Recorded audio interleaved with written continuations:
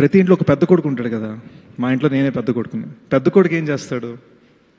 అమ్మ నన్ను చూసుకోవాలి, చెల్లెలు పెళ్లి చేయాలి, జాబ్ జాగ్రత్తగా ఉండాలి, డబ్బులు బాగా సంపాదించాలి, ఫ్యామిలీకి సెక్యూరిటీ ఉండాలి, ఇవన్నీ ఆలోచిస్తాడు. సో నా మైండ్లో నేను యాక్చువల్గా ఇంట్లో అదే, at the same time cinema రంగంలో కూడా నా మైండ్లో అదే, ఇంటి పెద్ద కొడుకుని. నాకు ఫ్యామిలీ అనేది ఆడియన్స్. ఆ ఫ్యామిలీ కోసం నేను ఏదైనా చేయాలి. అమ్మా నాన్నది నాతో కొలాబరేటర్స్, వాళ్ళ కోసం నేను ఏదైనా చేయాలి.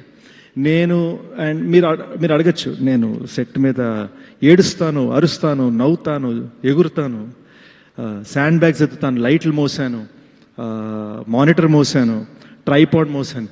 పాపం ధనుష్ వేరే షార్ట్ పెట్టుకుంటే ధనుష్ చేత ట్రైపాడ్ మోయించాను, జనరేటర్ మోసాను. నేను చెయ్యని పని లేదు. దీనికి రీజన్ ఏంటంటే మన ఫ్యామిలీని చూసుకోవాలి, ప్రాణం పెట్టేయాలి. వేరే దారి లేదు, వేరే పని రాదు, వేరే మెథడ్ తెలియదు. So by God's grace thrillers అన్నారు, మంచి స్క్రిప్ట్ సెలెక్షన్ అన్నారు.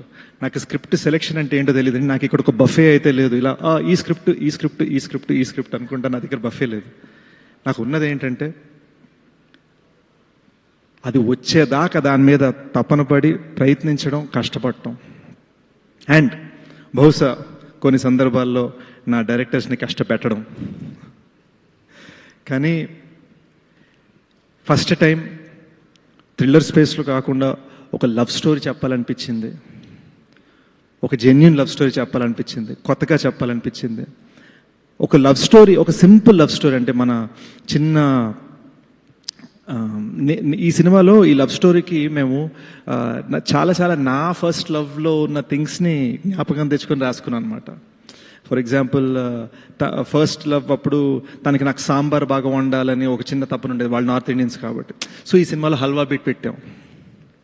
సో ఇలాంటి చిన్న చిన్న నా లైఫ్లో ఉన్న థింగ్స్ని మేము కథలో అల్లడం జరిగింది. అల్లుతున్నప్పుడు I realise that those things when they are happening they don't feel so special. సింపుల్గా ఉంటాయి. కలుసుకున్నామా, పక్కన కూర్చున్నామా, చేతులు పట్టుకున్నామా. మై గోల్ వాజ్ సినిమా ఎండ్కి వచ్చేసరికి ఆ స్మాల్ థింగ్స్ అన్నీ, అర్రే ఇవి ఇంత పెద్దవా, ఇంత ఇంపార్టెంట్వా. ఎందుకంటే నాకు అదే జరిగింది. వన్స్ ద బ్రేకప్ హ్యాపెన్స్, దానికి 5 ఏళ్ళ తర్వాత మనం ఆలోచించుకుంటున్నప్పుడు మనకు ఆ చిన్నవే గుర్తుకుంటాయి అనమాట.